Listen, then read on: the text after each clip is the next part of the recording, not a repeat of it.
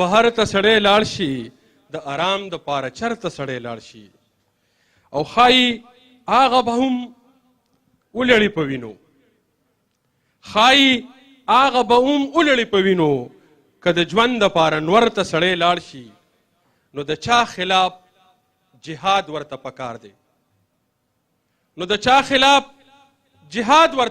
دی که په دې وخت کې سنګر ته سړی لاړ شي نو ما سره زموږ ډېر ګران سید کریم شاه صاحب ولاړ دی. کریم شاه صاحب د اختر مبارک شه سال دی. ډېره مهرباني، تھینک یو ویری مچ.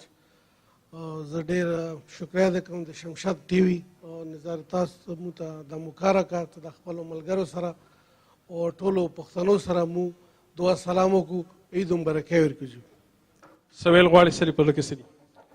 بس موږ داسې غواړو چې لکه چېرته دلته څومره امن او امان ده او سکون ده او ډېر خوشحالۍ سره ټول مو لر او بر پښتانه ناست یو او موږ غواړو چې الله تعالی دا نمونه خوشحالۍ دا نمونه امن مو په پاکستان افغانستان کې بلکې ټول په نړۍ کې کوم ځای کې پښتانه اوسي الله تعالی دا ټولو ته امن او خوشحالۍ ورکړي.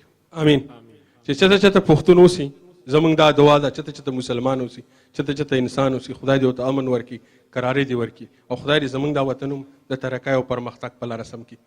ډېره مهرباني. بس زه به یو شی درته وایم، ته ویلو څه وایي اغیار چې د دوزخ ژبه ده، وایي اغیار چې د دوزخ ژبه ده، زه به جنت ته د پښتو سره ځم. ډېره مهرباني. ډېره مهرباني. رازق کاکا ته چې ګورم ما ته د پښتو هغه ټپره یادېږي چې پښپو معذوره یم تلی نه شم د ننګ په لار په ډنګورو در سره ځم. رازق کاکا اختر دې مبارک. ستاسو دې مبارک شي. زما طرفه تاسو شمشاد چې څومره ګروپ ته مالکان ته لر و بر پښتنو ته اختر مبارک وي. څنګه یې طبیعت دې څنګه دی؟ ښه یو ګزاره کوو الحمدلله. مسافري بس کوې نه؟ نو بس کوشش کوو پکار دی چې عمر سره پښتنو دا ژوند داسې دی که اختر راشي نو هم په هغه ورځ باندې هم په کور کې جړاګانې دي.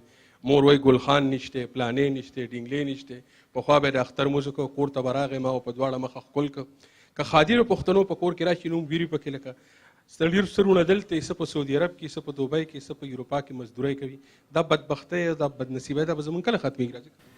دا خو د رزق خبرې هم دی. زمونږ خو په دغې هم عقیده ده چې کوم ځای رزق یې هغې پسې بری الله ګرځوي. نو دې نه علاوه به سړی څه ووایي؟ د پښتنو دا رزق هسې ډېر بېشلی نه دی؟ او دا ورسره ده. ډېره مننه ستاسو.